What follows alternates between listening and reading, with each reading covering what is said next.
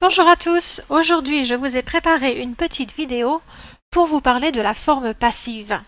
La forme passive, c'est une structure grammaticale et en fait on l'utilise pour dire la même chose mais différemment. Vous allez voir, c'est pas très compliqué. Le premier exemple pour vous, c'est un lion et vous voyez ce lion, il court, il a très peur, c'est parce que il y a un chasseur. Que fait le chasseur? Le chasseur chasse le lion. C'est une phrase simple avec un sujet, le chasseur, un verbe, chasse au présent, et un complément d'objet direct, le lion. Je vous donne maintenant la phrase passive. Le lion est chassé par le chasseur. J'ai fait plusieurs transformations. En fait, j'ai fait 4 transformations. La première transformation que vous voyez, c'est que j'ai pris l'objet direct de la phrase active et maintenant, c'est mon sujet. Pour l'instant, ça va. La deuxième étape, c'est la plus difficile. On regarde le verbe. Dans la phrase active, c'est le verbe chasser au présent. Donc, dans la forme passive, je prends le verbe être au présent parce que c'était une phrase au présent. Et j'ajoute le participe passé. Le lion est chassé. Troisième étape, c'est la plus simple. On écrit par. Comme ça, c'est rapide.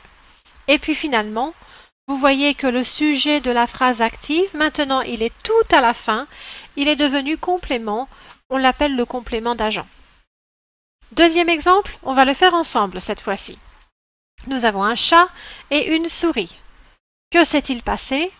Le chat a attrapé la souris. Maintenant, il faut transformer ça à la forme passive. Première étape, on prend l'objet de la phrase et il devient sujet. L'objet, c'était la souris. Donc, je le mets au début de ma phrase passive. La souris. Ça va. Deuxième étape, le verbe. On a à attraper, c'est-à-dire, c'est le verbe attraper au passé composé.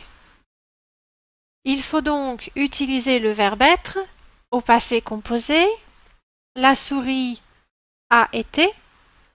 Plus le participe passé du verbe attraper, c'est attraper. Est-ce que vous avez remarqué que j'ai mis un E à la fin d'attraper? C'est parce que le sujet, la souris, est féminin. Donc il faut faire attention de mettre un E si le sujet est féminin, un S si le sujet est pluriel. Troisième étape, ma préférée, on écrit par. Quatrième étape, on prend le sujet de la première phrase, il devient le complément de la deuxième phrase. La souris a été attrapée par le chat.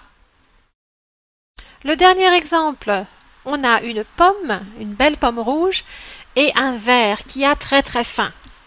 Qu'est-ce qu'il va se passer dans cette situation? Le verre mangera la pomme. Le verre, c'est le sujet. Mangera, c'est le verbe manger au futur. Et la pomme, c'est le complément d'objet direct. Je vous remets les 4 étapes. Je vous laisse réfléchir. Et demain, on verra si vous avez trouvé la bonne réponse. Bon courage à tous et à bientôt!